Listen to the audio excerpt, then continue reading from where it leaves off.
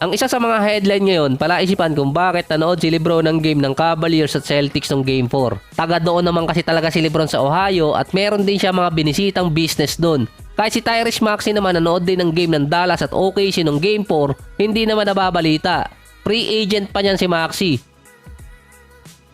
After naman ng Cavaliers game, pumunta naman si Lebron sa draft combine para panoorin doon si Bronny. Sinundan kasi yun ng statement ng unofficial spokesperson ni Lebron na si Brian Windhorst. Hindi kasi yan ang unang beses na ginawa ni Lebron na pumunta siya ng Cleveland game, yung isa doon noong 2014.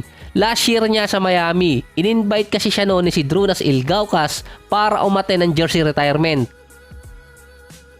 Galing nun si Lebron sa game versus Bulls. 3-game losing streak pa sila. 3 sunod din na game na hindi maganda yung nilalaro niya. Ang Cavaliers ang nag-asikaso ng schedule ni Lebron para makapunta sa Cleveland at para din sa jersey retirement ni si Drunas na isa sa mga kaibigan niya. Pinagsabihan pa noon ni Pat Riley si Lebron na after naman ng ilang buwan bumalik siya ng Cleveland at doon din ang galing yung palaisipan na babalik siya ng Cavaliers ayon kay Windhorst.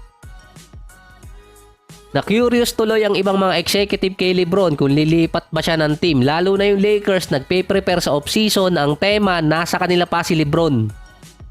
Ang Cleveland yung isa sa may complete core pagdating next season base sa lineup. Kaya nga dati nung na-trade dyan si Donovan, masaya siya at hindi nabawasan yung core players ng Cleveland kahit pa malaking package yung pinamigay nila. Kaya nung Game 5, naging palaisipan din para sa iba na parang nagpaalam na si Donovan Mitchell sa mga ka-teammate niya sa Cavaliers dahil sa balita di umano na ang Brooklyn Nets willing mag-execute ng trade para kay Donovan Mitchell. Ang nasa report kasi doon, 1 year na lang ang natitirang kontra kay Donovan na $35 million.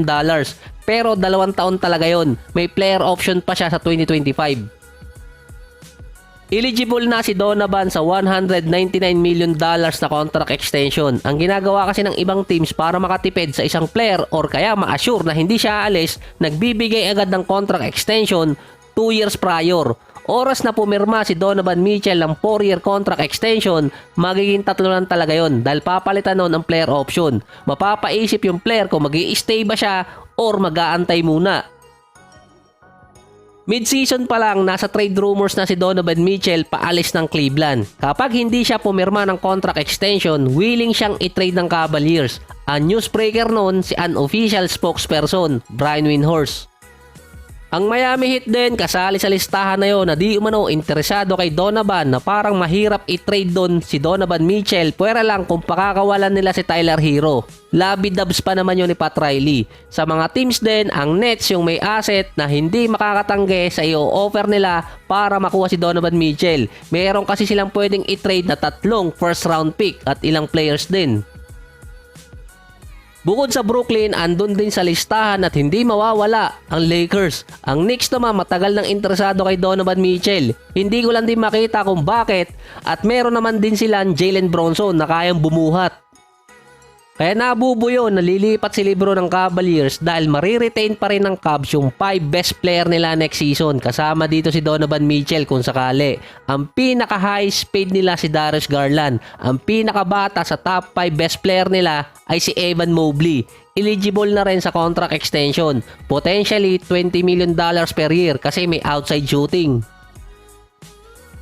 Dati yung agent ni Evan Mobley nag-request pa sa Cavaliers na wag siyang idadraft noong 2021 dahil gusto nilang mapunta si Mobley sa OKC. Kapag naman si Donovan Mitchell pumirma ng contract extension, magre-request di umano ang kampo ni Darius Garland na i-trade siya sa ibang team dahil ang agent ni Garland ay ang Clutch Sports.